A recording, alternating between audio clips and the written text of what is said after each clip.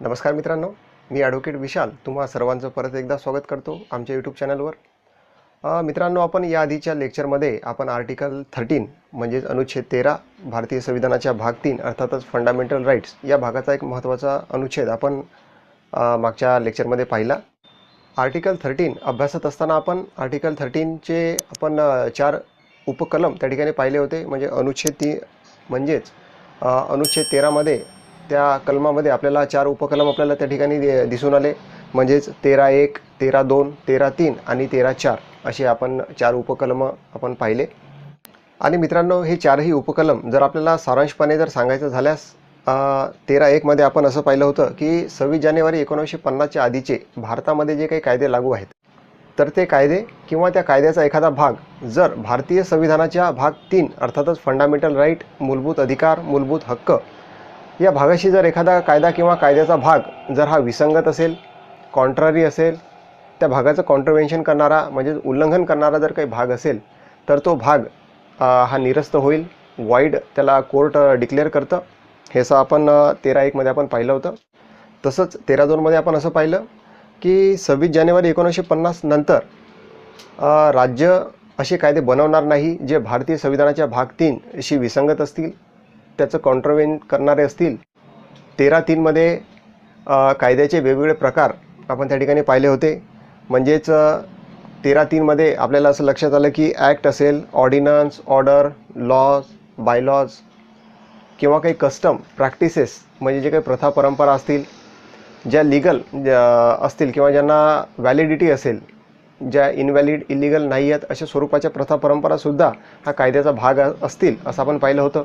आणि जे शेवटचं उपकलम म्हणजेच 13.4 13.4 हे जे क्लॉज आहे याच्यामध्ये आर्टिकल 13 मध्ये याच्यामध्ये आपण असं पाहिलं की आर्टिकल 368 म्हणजेच अनुच्छेद 368 नुसार जे काही अमेंडमेंट भारताची संसद करते भारतीय संविधानामध्ये, तर जो अमेंडमेंट केलेला भाग आहे हा कायदा म्हणून वेगळा असेल. म्हणजे त्याला कायदा असं संबोधलं जाणार नाही आणि अमेंडमेंट आणि लॉज किंवा ॲक्ट्स हे 2 वेगळे घटक असतील अशी प्रोव्हिजन आपण 13.4 मध्ये पाहिली.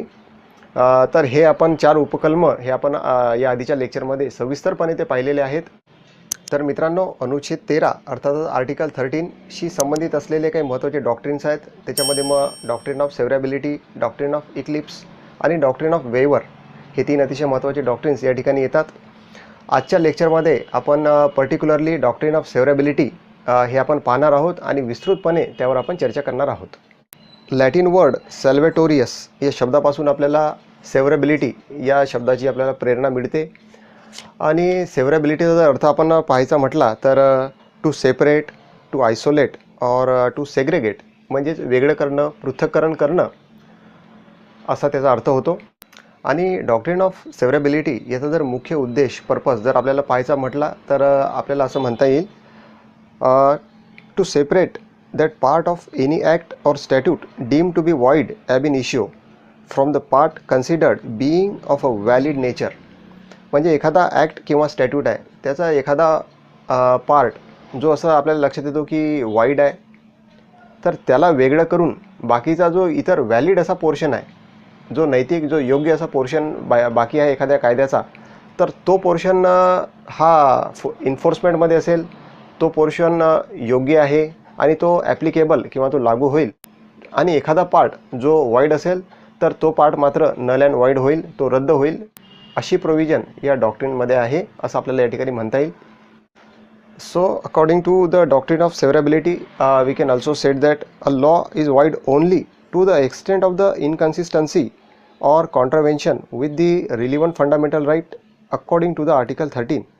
म्हणजेच अनुच्छेद 13 जो फंडामेंटल राईटचा भाग आहे तर फंडामेंटल राईट्सशी जर एखादा कायदा किंवा कायद्याचा एखादा भाग to the extent of the inconsistency म्हणजे एखाद्या कायद्याचा जर एखादा भाग हा इनकन्सिस्टंट असेल किंवा तो कॉन्ट्रव्हेन्शन करणार असेल, उल्लंघन करणार असेल तर तो पार्ट हा वाईड ठरवण्यात येईल. कोर्ट त्याला वाईड ठरवेल अशी प्रोव्हिजन आपल्याला या डॉक्ट्रिनमध्ये दिसून येते.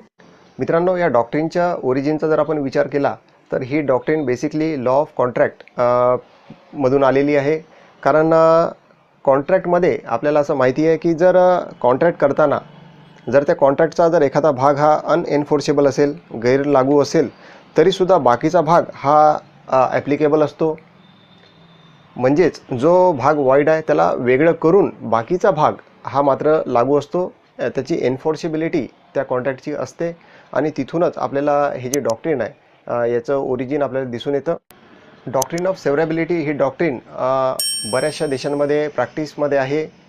जर उदाहरणादाखल आपल्याला म्हणायचं झालंच तर युनायटेड किंगडम असेल किंवा USA मध्ये असेल, त्याचसोबत ऑस्ट्रेलिया, इंडिया, मलेशिया इत्यादी देशांमध्ये हे डॉक्ट्रिन चा वापर होताना आपल्याला दिसून येतो. मित्रांनो, डॉक्ट्रिन ऑफ सेव्हरेबिलिटीचा जर विचार केला तर भारतामध्ये अनेक अशा केसेसमध्ये या डॉक्ट्रिनचा वापर हा कोर्टाने केलेला आहे.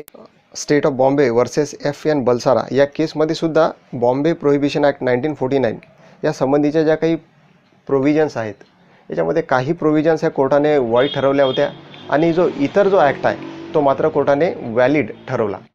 त्याचप्रकारे Minerva mill versus union of India या केसमध्ये सुद्धा डॉक्ट्रिन ऑफ सेव्हरेबिलिटीचा वापर कोर्टाने केलेला आहे आणि या केसमध्ये section 4 of 55 of the 42nd amendment act 1976 याला स्ट्रक डाऊन करण्यात आलं होतं. म्हणजे 42व्या घटना दुरुस्तीची जी काही 55 नंबरची एंट्री होती त्याचा जो सेक्शन 4 आहे त्याला कोर्टाने स्ट्रक डाऊन केलं. त्याच्यामध्ये जे अमेंडमेंट पॉवर आहे, अमेंडिंग पॉवरची जी रिझनेबिलिटी याच्या संबंधामध्ये हा निकाल होता. हे जे सेक्शन 4 आहे पर्टिक्युलरली हे कोर्टाने स्ट्रक डाऊन केलं, त्याला वाईड डिक्लेअर केलं. परंतु जे rest of the amendment 42nd amendment म्हणजे बाकीचा जो ॲक्ट आहे अमेंडमेंट ॲक्ट तो मात्र कोर्टाने व्हॅलिड ठरवला होता. तसंच मित्रांनो, ही जी डॉक्ट्रिन आहे आणखी एका महत्त्वाच्या केसमध्ये कोर्टाने याचा वापर केला होता. ही डॉक्ट्रिन्स कोर्टाने ॲप्लिकेबल केली होती आणि ती केस म्हणजे Kihoto Hollohan versus Zachillhu which is famously known as a defection case. या केसमध्ये जे 10th शेड्यूल जे 10वं परिशिष्ट आहे त्याच्यामधलं जो 7वा पॅराग्राफ आहे त्याला कोर्टाने जे आहे अनकॉन्स्टिट्युशनल डिक्लेअर केलं आणि बाकीचं जे भाग आहे तो कोर्टाने व्हॅलिड ठरवला होता.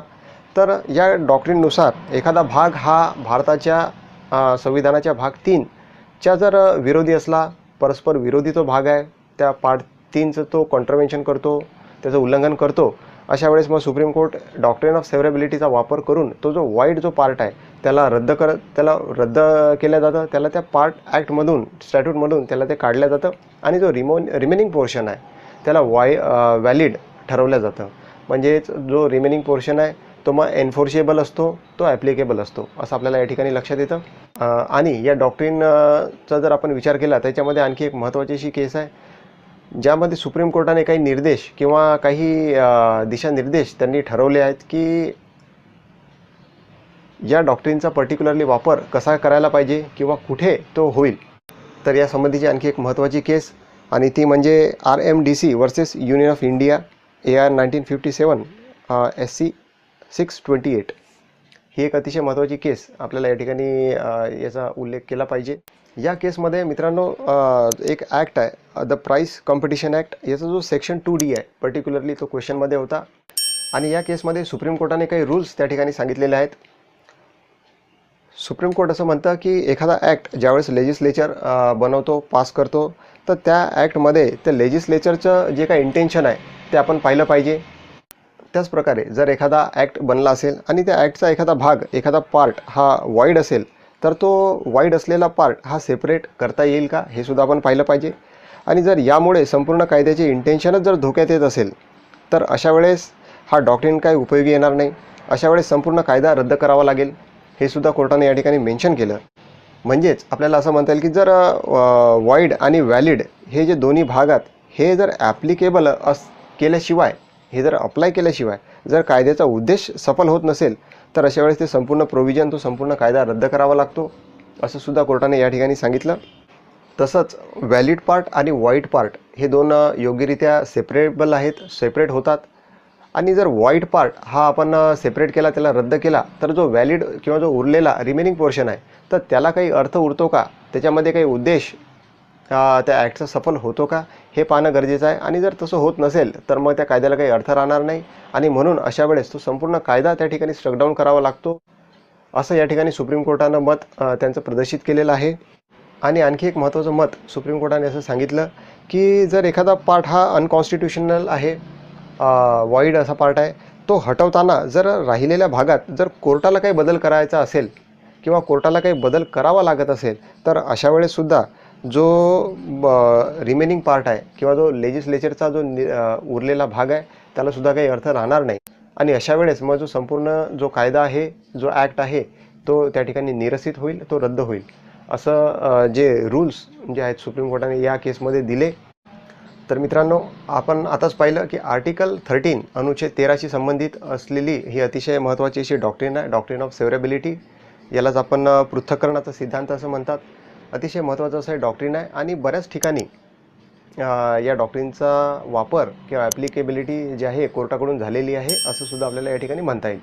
तर मित्रांनो, आर्टिकल 13शी रिलेटेड असलेली आणखी एक महत्त्वाची डॉक्ट्रिन अर्थातच डॉक्ट्रिन ऑफ इक्लिप्स ही आपण पुढच्या भागात पाहूया. तर भेटूया आपण पुढच्या लेक्चरमध्ये. धन्यवाद.